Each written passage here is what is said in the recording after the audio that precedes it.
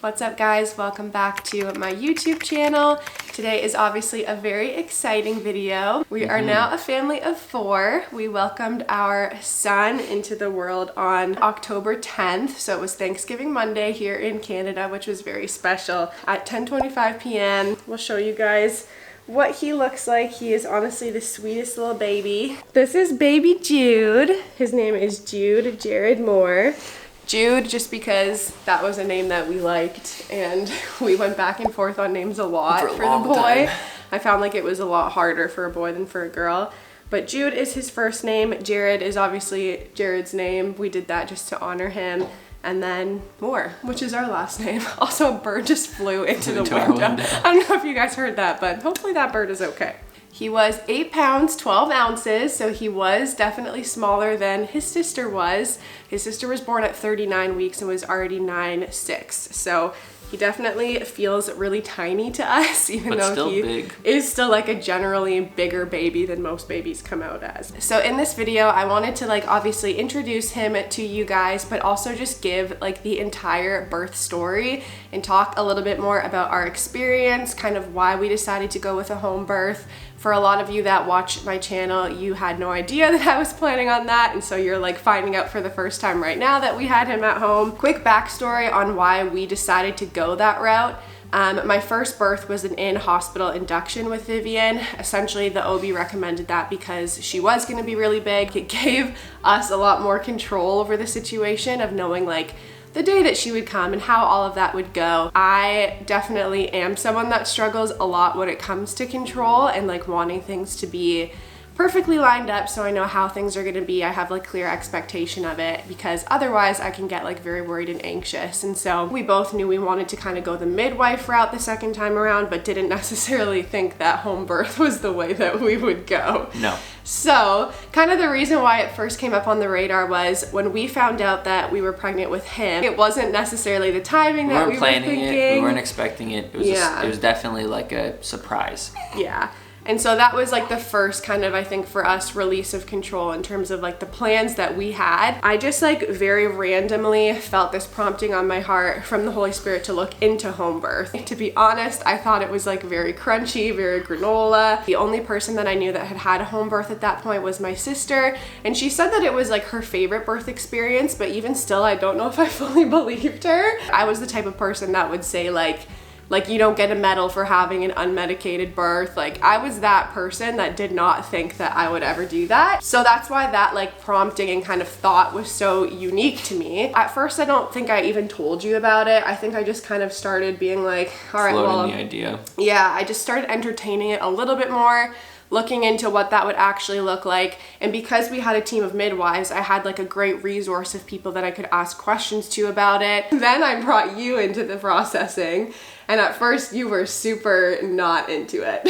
Yeah, I mean like similar to you, like if you were on that end of the spectrum of saying like, oh, you don't get a medal and it's kind of crunchy and granola, I would have definitely been even further down that spectrum. In my mind, it was so much safer to do it at the hospital. It was so much easier to do it at the hospital. Like, and also just the idea of like having all of what I saw happen in the hospital happen in my bedroom. Definitely not for everybody. And it doesn't need to be for everybody. It's for me because it made the most sense for you. And it actually was like, it ended up being a lot better than I thought and expected, but I was definitely further on that side and way more resistant to the idea. I felt like the whole reason that God had prompted that in my heart was because of that control piece. It felt like this was the ultimate decision to release control to him fully if I was to do it, and to trust him with all the little elements of not only safety, but also just like the entire experience of the delivery. There was also a bunch of other reasons that were really important to me when it came to making the decision, and I think to us, for like second-time moms and for second-time births with like uncomplicated pregnancies, the intervention rates are so much lower if you do it at home. The other thing is the fact that I did want to have a natural birth this time, whether it was in in the hospital or at home. There's also an epidural shortage right now, at least in Ontario. And so I was mentally preparing myself to not be able to have one anyway. And then the final reason for me was that I wanted to have a water birth this time. So I had read a lot about the fact that the warm water can really help to lessen the pain, which was obviously a benefit for me in not having an epidural this time around. And I also had heard that it really softens the perineum. So as you're pushing, you're way less likely to have significant or severe tearing. We both came to the agreement that we would be 100% ready to go with either option. And we had the hospital bags packed, and we were also ready and had everything here that if it actually did go really smoothly, that we could just stay at home. So that was kind of how we ended up landing on a home birth. On the actual day that I ended up delivering, it was Monday, October 10th. I was 40 weeks and 5 days pregnant. And I was so frustrated because I woke up pregnant again, and at the end of my pregnancy I was just like, what the heck is going on? I had lost the mucus plug, I had seen the bloody show. That was like a week and a half before all of this, and still nothing after that. But I didn't know like how far dilated I was at this point.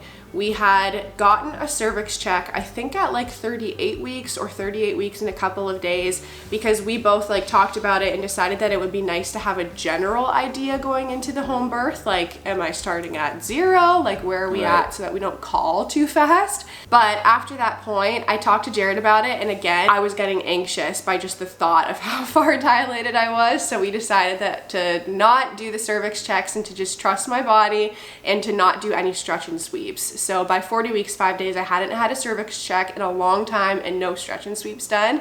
So I had like no concept of how like far progressed I was. Yeah. So Jared was actually doing yard work most of the day. You were outside with the leaf blower and just like hanging out. And yeah, I mean, like the thing about it that's so frustrating when you're going past your due date is like your life still has to happen. Yeah. Like everything in your life still has to happen. You still have to make meals. Like Yes. I wasn't off work.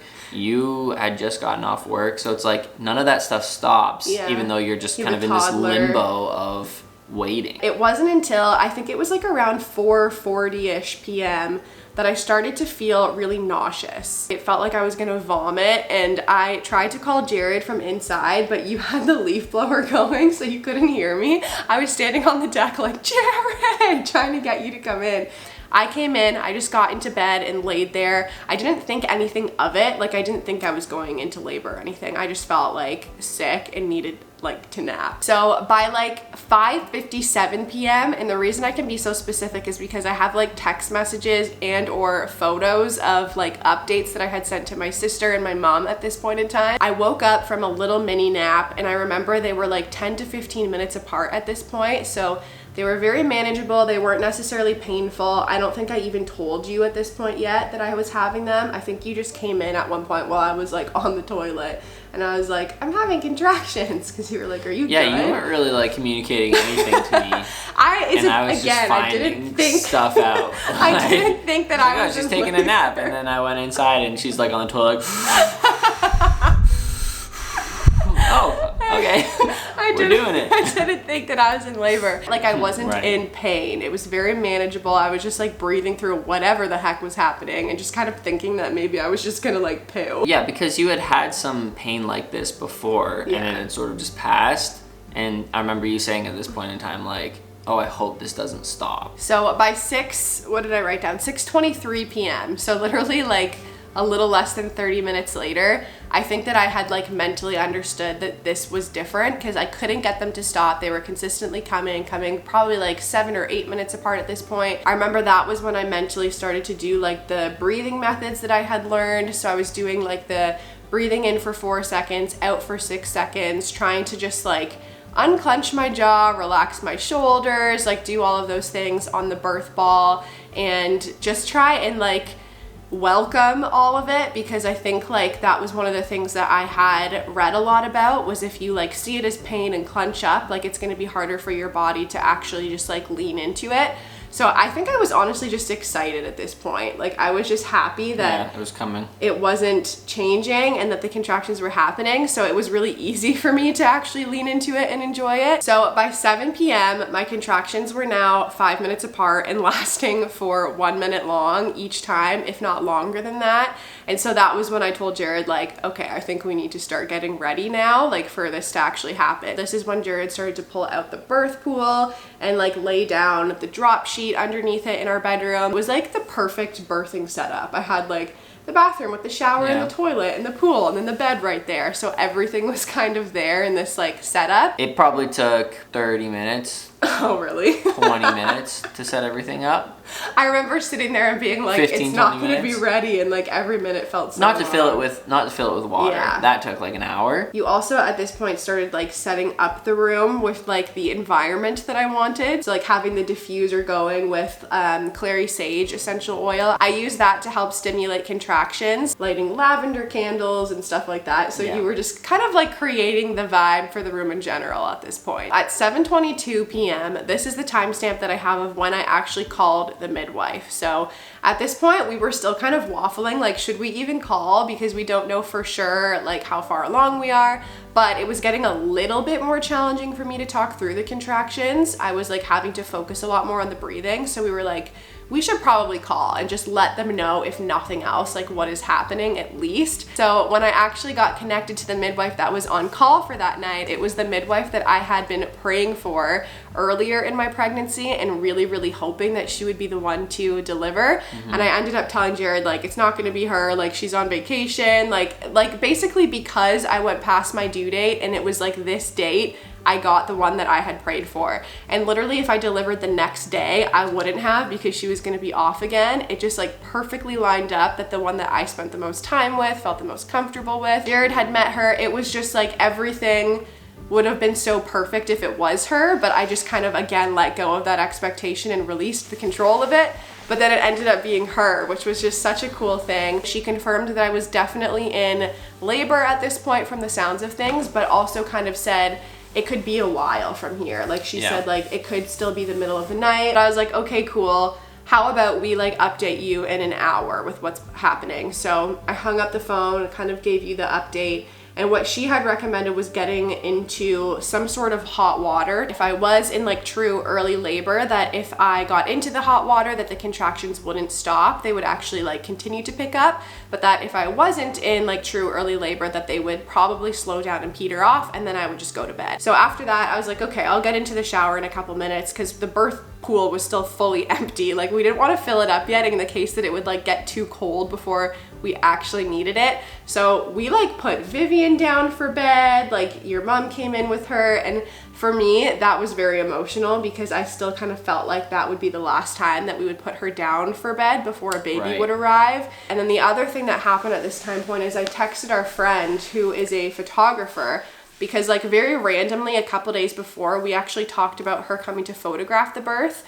But she has young kids, so she doesn't do it if it's in the middle of the night. And so I kind of just let her know like, hey, I think I'm in early labor, like don't know for sure, could be the middle of the night, just wanted to let you know. But kind of resolved, like she's probably not gonna make it, because it's gonna be like 2 or 3 a.m. After all of that, Vivian goes down for bed, literally in the room across from the room that I could potentially have a baby in that night. And then I get into the shower, because that's what the midwife recommended, and I wanted to feel the hot water. So the shower part was one of my favorite parts, if you can have like a favorite part of labor, because I just felt like it was like fun and lighthearted, and it felt very much like us to be able to do it this way. When I wasn't having a contraction, I could like actually have a real break. Jared came in and sat in the middle of like the bathroom doorway on the birth ball and was just making me laugh. And I feel like that was really helpful, because it just like, and it made it feel like this was all normal. Like this was just part of the process of birth, and like I can enjoy this. We took some really ridiculous pictures that no one will ever see. And I was having so much fun that I was still convinced that this could not be it.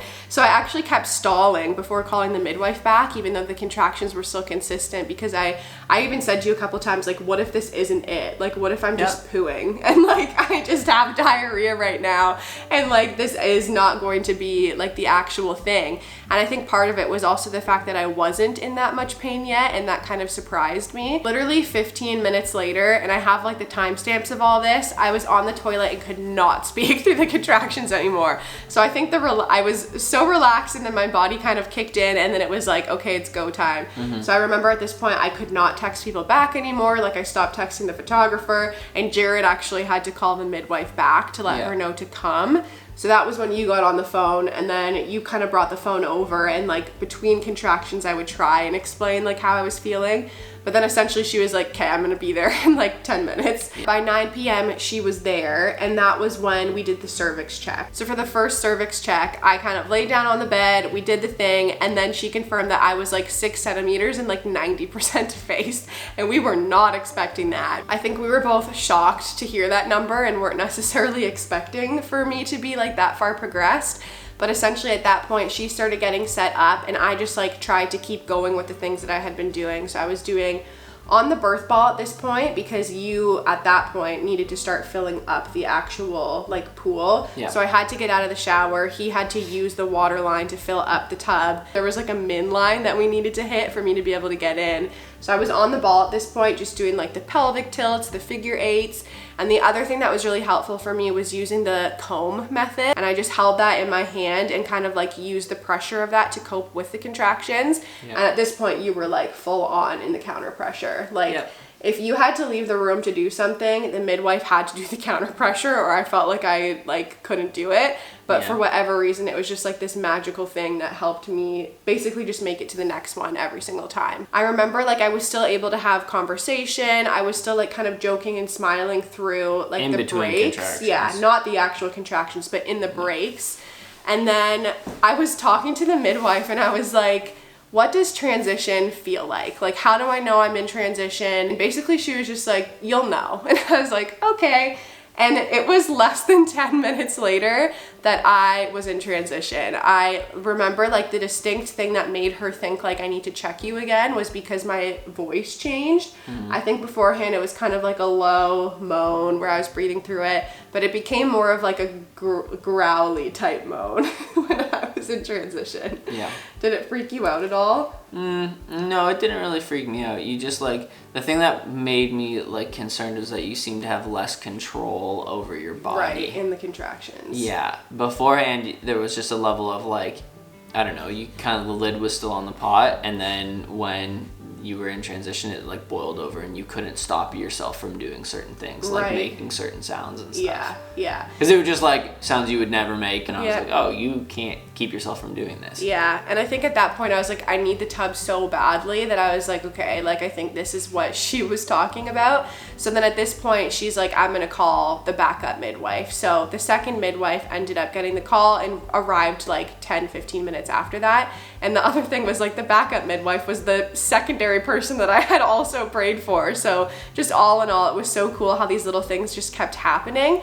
But at this point I get onto the bed. So this is like 20-ish minutes after that first cervix check, and I was 9 centimeters and almost like fully effaced. So it was like, all right, like you're getting close to the point of like being ready to push. I ended up getting back on the ball and kind of leaning over the tub for some of those contractions. And then eventually I did get in once it was like just above the min level. And that was when it just like, everything went so fast from that point on. At this point my water was still intact, and the midwives had kind of like asked like, do you want us to break your water? It's totally up to you. They gave me the option to make the call on it, but I decided that like my body was very much doing what it needed to do for the baby to come. I felt like I was progressing very well, and so we opted against having my water broken, and didn't know if that would mean he would be born in the sac or what would happen, but I just decided to get into the birth tub and kind of again like be in like a squatting position over the edge of it. I kind of like managed through the contractions like that for probably, I don't know if it was anywhere from like 5 to 15 minutes. It couldn't have been any longer than that, like with the timeline of when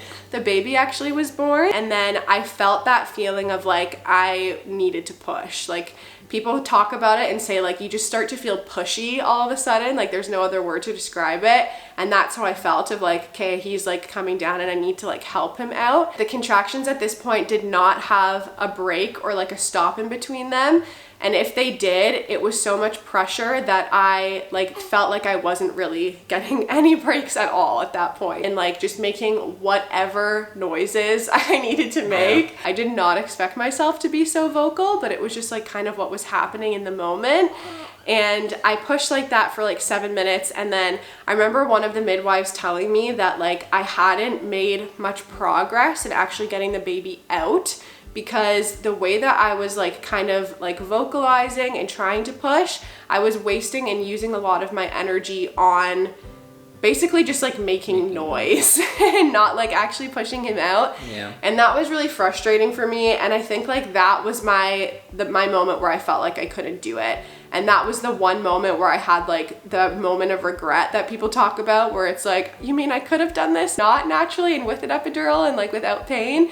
And like, again, it felt not even necessarily pain, just like full body pressure with nothing that I could do about it, and just like very, very intense. And that was when I had that like, I can't do this moment. But Jared was like amazing in this experience. I feel like we very much like, not that we gave birth together, we certainly did not do that, but he was very supportive. He was behind me and just like encouraging me, reminding me that I could do it. And there was also even a moment that I literally like cried out to Jesus, because I was like, this is the moment of like culmination of all of the control that you want me to surrender. Like, I literally feel like I physically cannot go on. I'm at the end of myself, like physically and emotionally and mentally, and just need you to tap in. And so I feel like after I said that and like got out my I can't do this moment, it kind of like switched gears in me a little bit more, because I remember the midwives like saying something about the fact that my water had actually broken, and I did feel it. I felt like a pop kind of happen. And then they mentioned something about like, okay, now you're like doing it properly, like you're breathing right, your baby's starting to come down, and getting that like encouragement from them and from you. It just like switched me into being like, okay, I can't do this again. So it ended up being, I think, like one final contraction that his entire body came out all at once. So it was like 9 minutes of pushing basically, and like not a ton of progress. And then all of a sudden his entire body in one contraction. And that was when I made the most insane sound that I have ever made in my life. It was a very foreign feeling, so it was a very foreign sound that I made, because I was just like, I again don't know what else to do in this scenario. But he came out, and it was just like the most incredible moment ever. It was so cool to think that like I had just done this thing, and like he was here, he was healthy. The midwives were all saying like, he's perfect, and that was really just a cool moment. And to be able to like, the fact that I felt not like a single ounce of pain anymore, like all the pain was gone, all the pressure was gone. It was just like he was here and he was healthy, and I was able to like lean back into you and take a second of like just breathing and enjoying that moment. The endorphins were just like insane for me. It was like this weird conflicting emotions of like, what the frick just happened? Because you were making all those like crazy sounds. Right, a second before. And then he's out. It was like you were splitting in half. And so when the baby came out, half of me was like, oh, this is sick that this baby's here, but also, is my wife are good? You good, or are we about to like walk through like a big process of recovery? Right. So I'm feeling like both of those things. But then when I could see that you were just like, I was not in pain. Not in pain in the way that you had sounded, then I think I kind of like relaxed a little bit. I don't know, you're just in the zone of trying to make sure everything is okay. And my brain immediately was like, is he okay? Does he have all of his, I kind of like, remember parts? you being like that with Vivian too, of just like being switching into the gear of like, is the baby okay? He was very quiet, and I just said, he like, made, like, hey, is he good? Coo. Like, he's not crying. And then they're like, oh yeah, like it's coming. I'm like, is it coming? Like, because it's been out for like 15, 30 seconds, and then they were like, it's okay, his color is good, he's breathing. And I was like, okay, cool. And that's common with water births, is for the babies to come out and be a little bit more quiet. They can sometimes take more time to cry. But I do remember you asking all those questions, and I was just kind of like floating, like, I'm sorry. You were just in another world, and I was just basically just wanted him to be good. You switched into your dad, like, take care of everybody mode. And once I knew he was okay, and I knew that they had seen that he was okay and knew that you were okay, then I could kind of just like appreciate that he was here and that everything was good. So it took me a little bit longer than you, because I didn't have all of the endorphins and stuff. I was a lot more like logical of what is happening right now. But then once that kind of passed, and I knew everybody was good, I could enjoy it more. Yes. I stood up, got up, walked over to our bed, and then the midwives confirmed that I had like a tiny 1st-degree tear of the skin. So the last time it was a 2nd-degree tear into like the muscle. And so like I didn't feel like it was that bad at all. Like he came out literally so fast, and they said like if you had pushed him out in 2 contractions, you would have had no tearing. It was the fact that it was like an entire body in 1 contraction that like there was a tiny bit of damage that was done. So, but again, like it was not that bad. And I remember like laying down, and of course it was not comfortable to like get a tiny stitch while I was like unmedicated and laying on the bed, but I had my baby on my chest. Like the midwives were incredible. They were just talking to me, and I just felt like I was able to just like enjoy the experience and just kind of like float in what they call like that golden hour right after the baby comes out. I feel like I got my golden hour this time. So again, he was born at 10:25, and then the midwives left around 1 a.m. So between that time was when they did all of like his checks, my checks. They weighed him, they stitched me, they like cleaned up all of their stuff and kind of like got all the laundry together. The whole room turns into like a medical center. So we had like, they had so much gear that they needed to pack up, and I was like using the pump to empty the tub. You just wanted it gone right away. You were like, yeah, we could have, no, like, what are you gonna leave all that stuff in your room for the whole night? You could. We had him in the bed with us for the first little bit, and we were just sitting there processing like what the heck just happened. Because the entire labor was only like 6 hours long from the time, even less than that, from the time that like the nausea kicked in to the time that he came out. So it was just a very like whirlwind experience. And I personally, I don't know about you, but I was up until like 3 a.m. just like, whoa. He slept really well through the first night, obviously, because he just had come through this whole like experience. And so he's just gonna say come through this whole period. No, he just went through a whole like experience himself, and so he was exhausted and just slept through the night. All in all of the little things that I had kind of dreamed up or written down all actually came through. Like he delivered on every promise and every like dream that he had put on my heart for it. Even to the point of the fact that the photographer did actually show up 20 minutes before the baby was born and get photos for us. And it was like also a dear friend of ours. So to be able to have that was so special. The midwives that we wanted were there. I didn't have significant tearing. I got the water birth, and it was just a really cool kind of reminder of how like faithful and big God is, because for me it felt like this huge thing, like again, that was so out of my control, but to know that like if I just trust him with it all, that like he'll deliver on all the things that he's even put on my heart. It was honestly just like a really, I think, healing and restorative experience for me when it comes to just control and anxiety and the way that that like shows up in my life. It went really well, and I think because everything was so perfect, that's why it went well. I can't imagine how much more challenging that would be if there was a complication. Yeah. And in those situations, I would just recommend like doing a similar thing at the hospital with the midwives. Like if you want a midwife, just do it in a hospital environment. Yeah. But because it was really smooth and it was a lot better at home. The one thing though is like there was a lot of like a lot more work, I think, on me. On your side. Which is fine. But it just like at the hospital, all that stuff was done by other people. When it's at your house, you're kind of doing a lot of that stuff.